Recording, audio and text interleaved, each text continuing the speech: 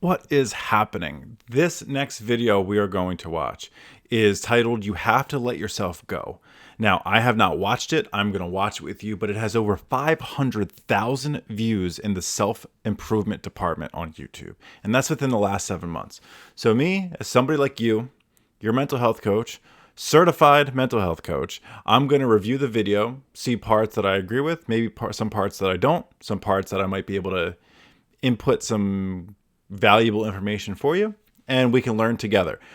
If you are not already subscribed to the channel, do me a favor and hit that subscribe button, like the video, and let's get this party started. We always felt like our content was all about entertainment and being fun, but there was also this, sort of professional business side. One of the things that we knew was basically essential was getting our own website, so people would actually see a proper official group who mean business and who can deliver. And we now get unbelievable opportunities to do things like film balloon popping races with Manchester City.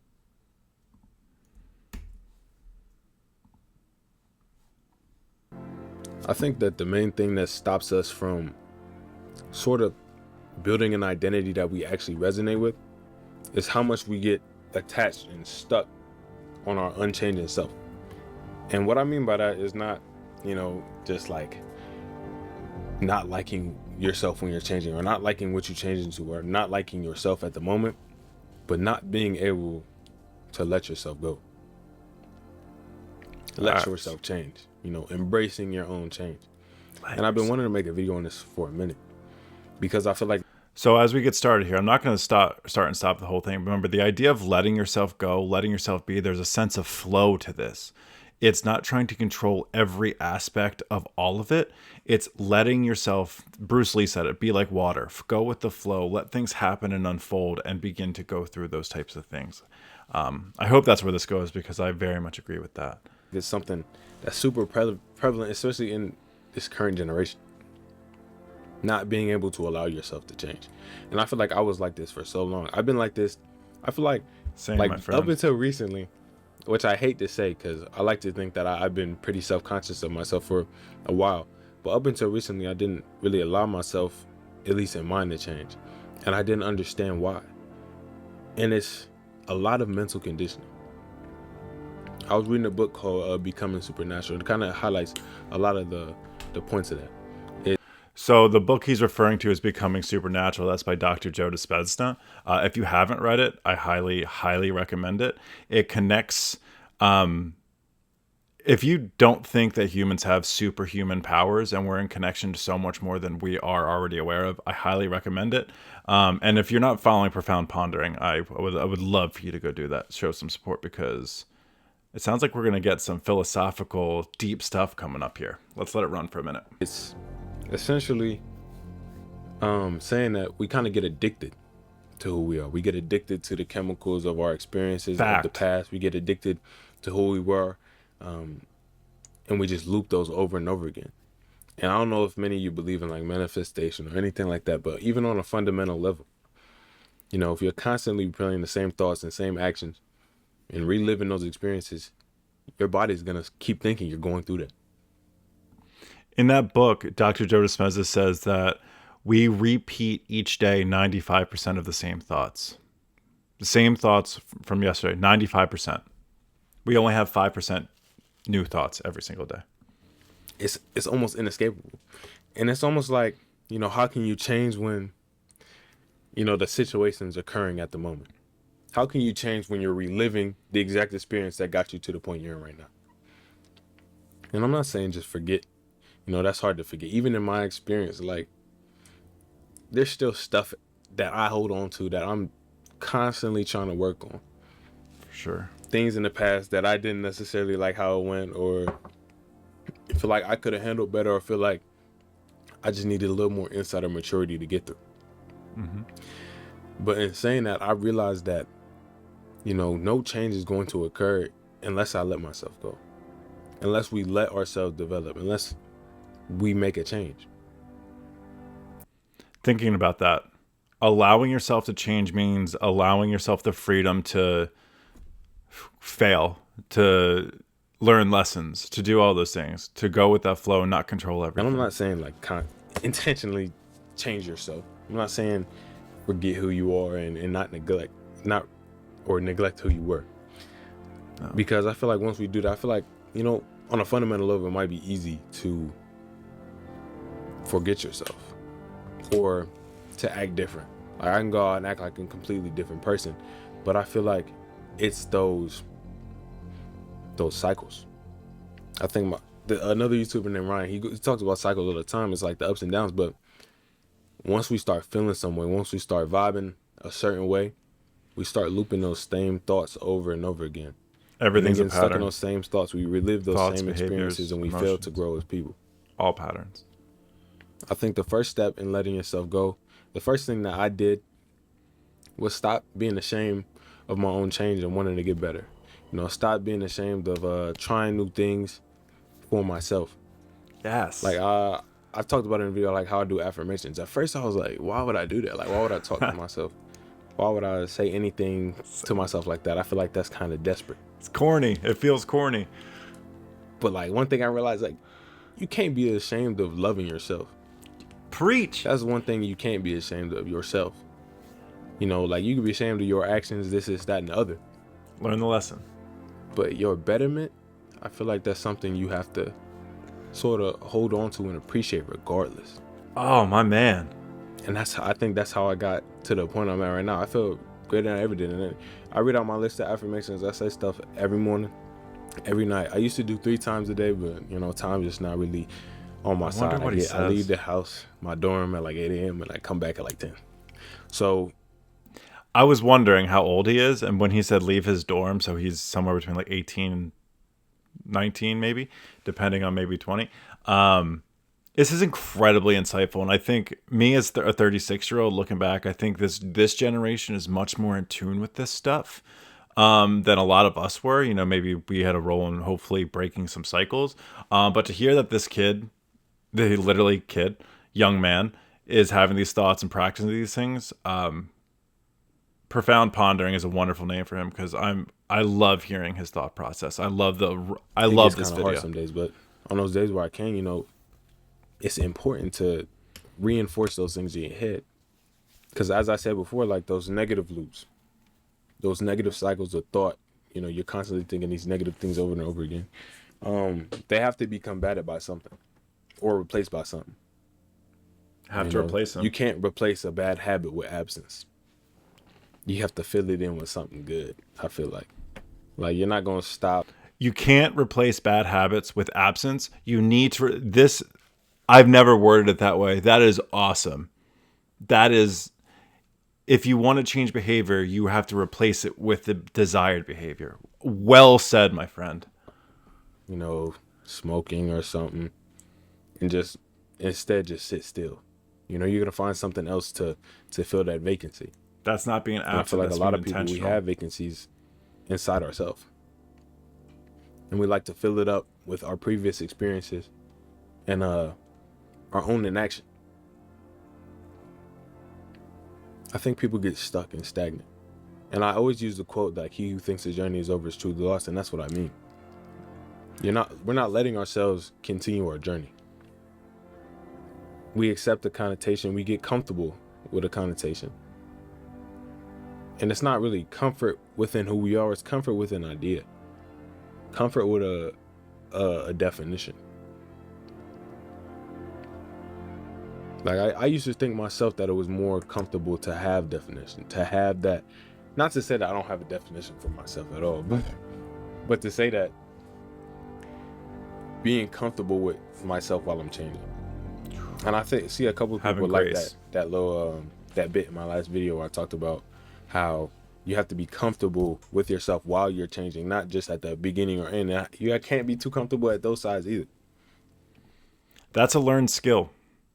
Learning to be comfortable with yourself as you change, because we're taught to judge ourselves. We're taught that everyone else is judging us, so it's really uncomfortable to go through these things. But well said. To learn to be comfortable through the change is amazing. And when I say comfort, I don't mean like don't be comfortable in a sense like don't be happy. I mean, don't be comfortable in the sense that you think that's the end. You know, don't be stagnant. I think there's so much more to life and so much more that we can experience as people that we fail to truly appreciate just out of, you know, our inability to realize our own change and realize our own potential to change. I think that a lot of people can do a lot of great things. I see great things all the time. And, you know, I'm starting to think I was right about that a little bit. Not necessarily because of my own growth. Mind y'all, I thank y'all so much. I couldn't express in words how grateful I am to have y'all aboard. He's got a really he's got a lot of likability. It's a crazy experience, but like I've been telling my friends who are kind of creative or do anything, like just put your stuff out there. Just do it. I've been putting stuff out for 2 years, and like it's been great every second. He's got a comforting vibe to him. It's about putting yourself out there and allowing, you know, yourself to change with it. Yourself to change with the circumstance. The reason this video connects for me is him. You see him smile when he talks about that stuff. There's like that, like, it's like his aha moments that he's sharing with others. And obviously being in his dorm room while he's talking about this invites us in there. Like, this is a private talk between us and him, to some really insightful things. I'm becoming a really big fan of him right now. I feel like it's too easy to not do anything. Too easy to go through your life and, you know, realize that you could have done something else. Or that regret will haunt people. That maybe your passion was attainable. It's about letting yourself go to explore, but also being conscious and mindful of the implications of your actions. You know, it's real easy for me to say, you know, let go, acting like people don't have, you know, their day-to-day stuff. I have my day-to-day stuff. You can't let go of your full identity. What I mean is let go of the parts of yourself that seek out change. You know, you can't run from it. I think a lot of times we run from our problems without realizing that we're running from ourselves. You know, like we're running from the parts of ourselves that need to heal from certain things. The solution's buried in the problems. You can't run from them. Like I myself, I don't want to get into too much detail. I feel like I'm already pretty vulnerable, but appreciate you know, there's things in my life that I think I have yet to overcome that I still need to. And I'm not really ashamed of it. You know, like I'm still working towards it and I'm finding new ways to work towards it. You know, it's about confronting your problems in a way that makes you feel comfortable, but also like create enough change. Because it's one thing to just acknowledge the issue. Like acknowledging the issue in mind, knowing that something's wrong is the first step. It's a beautiful step. I think that a lot of people don't even get to that step. So if you get there, you're halfway to the battle, man. More than half. But you know, that other half, that figuring out the application and figuring out yourself enough to change and grow from it is entirely different, which is why I stress the importance of sort of knowing yourself and being present enough with yourself to know how you feel about certain things. I think a lot of our traumas and stresses can be mitigated with how we feel about them, how we connotate it in our minds. Like I used to have a big fear of public speaking. I used to have a big fear, not necessarily a fear, of just expressing myself in public the way I am. And I think a lot of my friends and a lot of people I see on a daily basis can attest that, you know, as the years have progressed, as I've been developing, like my personality, I feel like shines through regardless of the situation. Of course, I'm mindful, but I'm getting that vibe, you know, like my friend. And not being ashamed of being yourself, like a lot of the stress of like social interaction kind of falls out the window. Not saying that I'm not mindful of like who I'm talking to, how I'm talking to them, but in finding yourself, and which I don't think I've done, you know, I think it's a continuous thing, but self is elusive. In finding out the pieces and parts of yourself, I think it opens doors to more pieces and parts. Just like how gratitude breeds more gratitude. Gratitude breeds more gratitude. That's great. And remembering about the self. the self is a lie, essentially. My beliefs, right? What we view as the self is our ego. It's our conditioning. It's our identity. And in this, we'll call it dimension or whatever. I can't overstate enough his self-awareness, his vulnerability, and just his overall demeanor and vibe. You can see those wheels turning, and he feels like a spiritual powerhouse. I feel so grateful that I've come across this video. You know, finding stuff to be grateful for, finding things to appreciate. Grateful for you. It puts you on that sort of vibration of gratefulness and gratitude and love. And if you express that to yourself, that's literally all you can exude. I think I said a quote in another video, like, loving yourself so much, everything you see, everything you interact with is an exemplar of that love. Damn. You got to put yourself out there for yourself. You have to put yourself out there to yourself. Show yourself what you're capable of in a way, and show yourself that, you know, maybe it's not. Maybe let me prove myself wrong in this point. Like, a couple of days ago, I'm constantly doing stuff. I've been trying to do stuff just to get myself on my comfort zone and express myself in ways that I'm probably haven't done before. Like, I went to a poetry workshop where initially I just like poetry. I'm gonna go and just sit in, listen to other people say. But once I got there, I just started writing. I wrote something, and you know, I performed it. I was nervous the whole time, but I did it. Like, I was happy that I did it. Powerhouse. Even if I stuttered once, stuttered twice. This guy's a I powerhouse. got my message out there.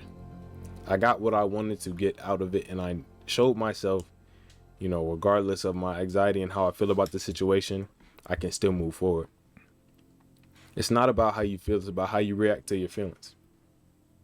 How you react to the parts of yourself that... I would change the word react, and I would choose respond. I think he's choosing to respond in a certain way versus his natural reaction was to do things another way. That's nitpicking this, but it's just something I constantly say to clients is choose to respond instead of just reacting. I kind of scared of the situation. And I say all this in moderation. You know, I'm not saying go into some super scary situation and just be a real tough guy. Like, oh my God, you can do anything. Of course, be mindful, be smart, but also be courageous. You know what serves you and know what doesn't, but also know what has potential to serve you.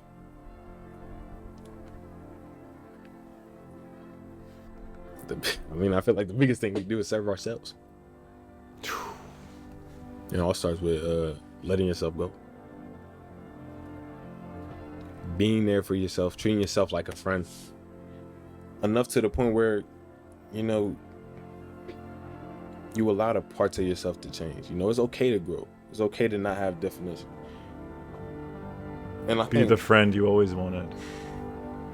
Once I kind of got to that point in my own development, that I was like okay with seeing parts of myself change, because even now I still hold on to stuff. You know, I'm saying this stuff naturally, but like, you know, truth be told, of course I'm still working on it. That's kind of how I'm able to articulate it to an extent. It's kind of my way of piecing it together. You'll always be working on it. You know, of course there's still parts of myself that I hold on to that seek out change. But I'm becoming more conscious of it. I'm becoming more present with how I feel. Because even if it's a part of myself that I know seeks out change, you know, I still love it enough to let it go. The art of letting go. I still appreciate what it does for me. I appreciate, you know, feelings happy and sad. Life's only a reference to dark. Light is only a reference to dark. You know, you have to be mindful of how you are connotating certain things in your head. You know, things are bad. You know, some things are bad, some things are good. But if it's constantly looping in your head, I feel like sometimes you have to use Pascal's gamble.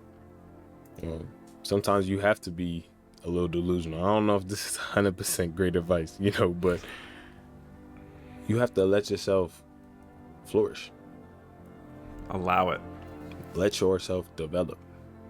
You know, I'm not saying cut everybody off and start a whole new life. I'm saying, you know, cut your old version of yourself off to the point where there's new life inside of you.